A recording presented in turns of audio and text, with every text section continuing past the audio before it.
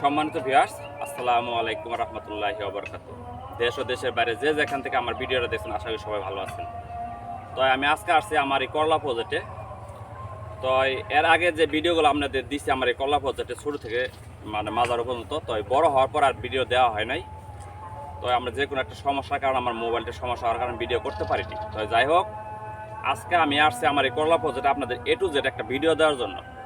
আমার এখানে 10 শতক জায়গা, আর এই 10 শতক জায়গা থেকে আমি আজকে তৃতীয়বারের মতো করলা হারভেস্ট করলাম।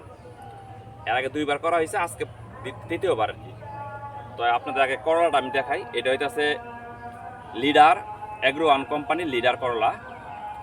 আর এই যে এটা দেখতেছেন ছক্কা, এটা ছক্কা, এটা লিডার। তো যাই হোক, এই যে এটা লিডার। আমি দুইটা জাত কিন্তু একত্রে মিক্সার করে এই চাষটা করছি।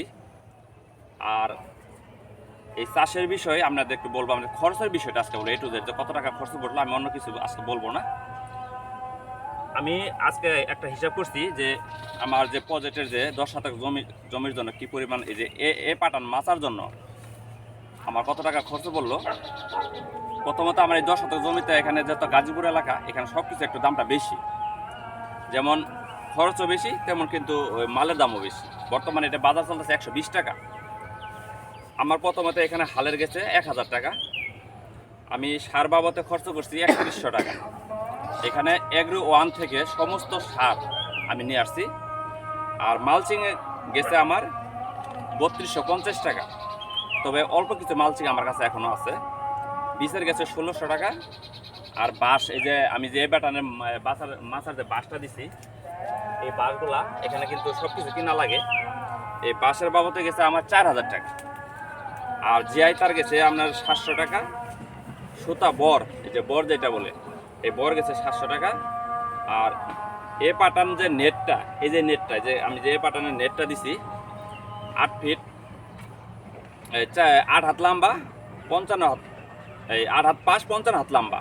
এই বাটার মাছার যে মাছাটা, এই জালটা, এটা গেছে আপনার 2350 টাকা।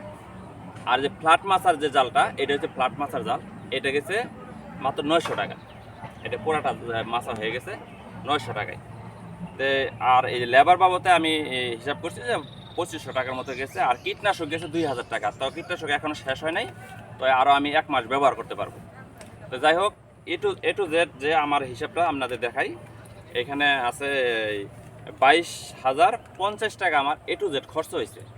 তাই আপনারা হয়তো বলতে পারেন যে এত টাকা খরচ করছেন, যে এখানে কি পুষাইবো, এখানে মাল আসবে? হ্যাঁ, মাল অবশ্যই আসবে। যে পরিমাণ আল্লাহর রহমতে আমার যে ফলন আসতেছে, এইভাবে যদি আসে অবশ্যই পুষাইবে। তবে আমার কিন্তু এই মাছটা কিন্তু শেষ না।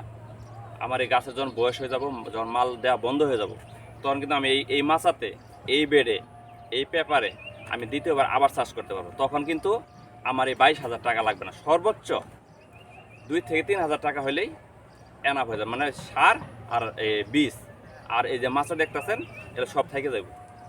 তো যাই হোক, আপনাদের আমি বলছিলাম যে A to Z যে আমাদের একটা হিসাবটা এটা আমাদের দিব। তো আমাদের এখানে কিন্তু একটু খরচটা বেশি থাকে। এটা আপনার গাজীপুর সিটির ভিতরে, মানে সব কিছু কিনা লাগে আর সব কিছু বেশি দামে কিনতে হয়। আর যদি গ্রাম সাইড হইতো তাহলে হয়তো আর একটু কম লাগতো। তো আপনাদের আমি বলবো যে আপনারা যদি মাচা করেন, তবে এ ব্যাটার মাচা কিন্তু খরচ বেশি, তবে কিন্তু সুবিধাও বেশি। এই যে আমি আজকে মালটা উঠাইলাম, এই যে করলাগুলো হারভেস্ট করলাম, খুব করলা হারভেস্ট করতে ভালো। এবং কি এই মাচার যে এই সার দিবেন এবং কি কীটনাশক ব্যবহার করবেন, এই গলিতে গলিতে যাই আপনি সুন্দরভাবে ব্যবহার করতে পারবেন।